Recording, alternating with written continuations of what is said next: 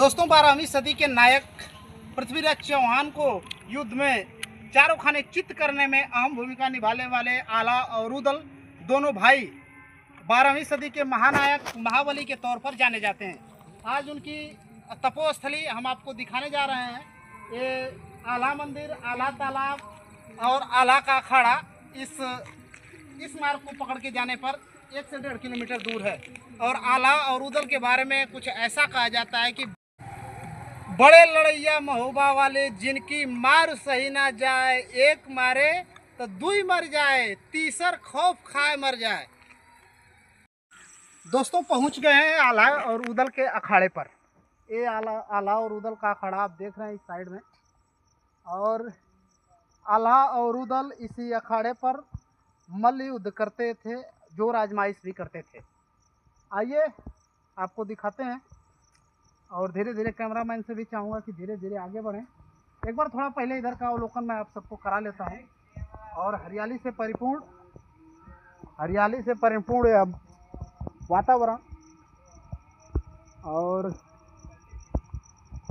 ऐसा माना जाता है कि इसी अखाड़े में मल्ल युद्ध करने के बाद बगल में पोखरा है, पोखरे में स्नान करने के बाद त्रिकूट की पहाड़ियों पर माँ शारदा का मंदिर 600 फीट हाइट पर, मैं कैमरामैन से चाहूँगा कि जूम करके दिखाएं, 600 फीट हाइट पर माँ शारदा का मंदिर है। और उसी मंदिर में माँ शारदा की पूजा अर्चना करने के लिए आला और रुदल जाया करते थे। तो आइए धीरे धीरे आगे बढ़ते हैं। अखाड़े के पास आपको ले चलते हैं। महाराज जी भी हैं वहाँ पर, उनसे भी मैं मिलवाऊँगा। और हमारे छायाकार महोदय अच्छा काम कर रहे हैं हमारा, इन्होंने 2 वीडियो बनाने में साथ दिया है, तो इनका भी आभार प्रकट करते हैं। और इस साइड में ये देख रहे हैं, इसका क्या महत्व है भाई? कैमरामैन साहब आप ही बता दो। ये है मनोकामना पूर्ण होती है। किसी का बच्चा होने को हो, उसकी मनोकामना हो, चाहे किसी का घर बनाना हो, ये सब मनोकामना पूर्ति के लिए ऐसा लोग पत्थर का टीला बना के यहाँ पर जाता है। इस साइड भी बनाया है लोग। तो आइए आगे चलते हैं।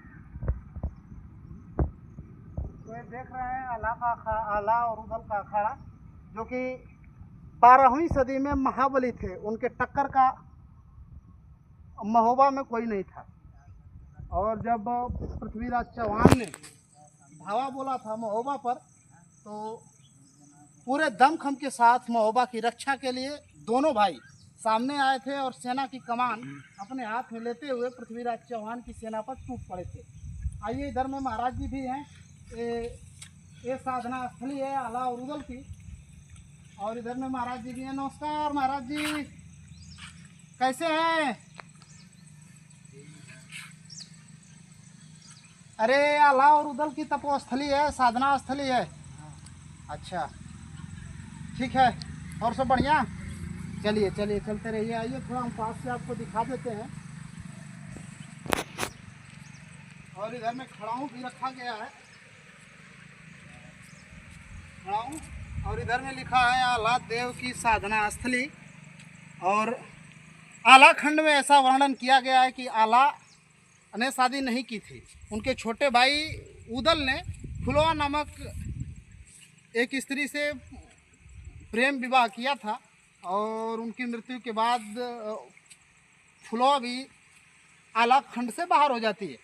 तो आला और उदल की कहानियाँ जो आला खंड में वर्णित हैं वह काफ़ी रोचक हैं।